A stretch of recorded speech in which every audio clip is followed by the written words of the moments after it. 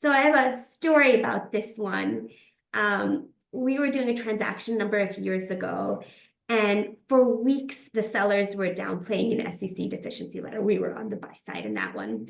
And they had their lawyers, they got on the phone with us to really tell us this was no big deal. They were telling us this. But ultimately, we need to see a copy of the letter. So eventually we get it. It's a 27-page SEC deficiency letter.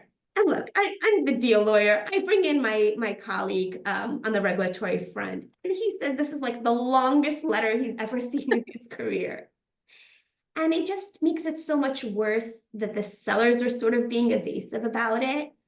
And ultimately, the buyer was not spooked about this.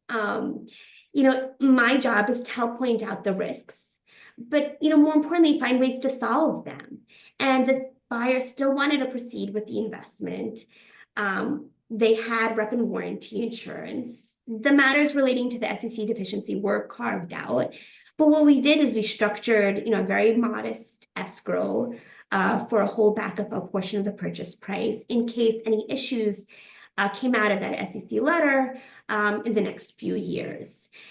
Ultimately, it was fine. There weren't any problems. The holdback was released to the sellers, and that all worked out. But in contrast to that story, in a more recent deal, again, we were representing the investor.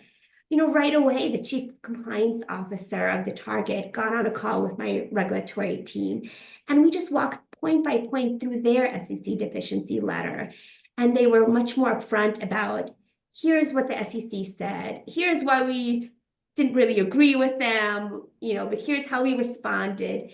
And here's what we ultimately changed within our practice to fix our internal policies and procedures to mitigate the issue going forward. And they did that, very early on in the deal to give us that confidence and reassurance and help things ultimately move much more quickly and proceed to closing. I love those two contrasting stories because what I always like to say is people sometimes forget that the M&A journey is in a lot of ways like dating, right? You kind of explore different partners, see what fits better from the alignment, from the values, from the vision. And then once you get kind of down this path, I think communication is paramount. So if you think about the journey, the more communicative you are, the more transparent you are, the better everyone is.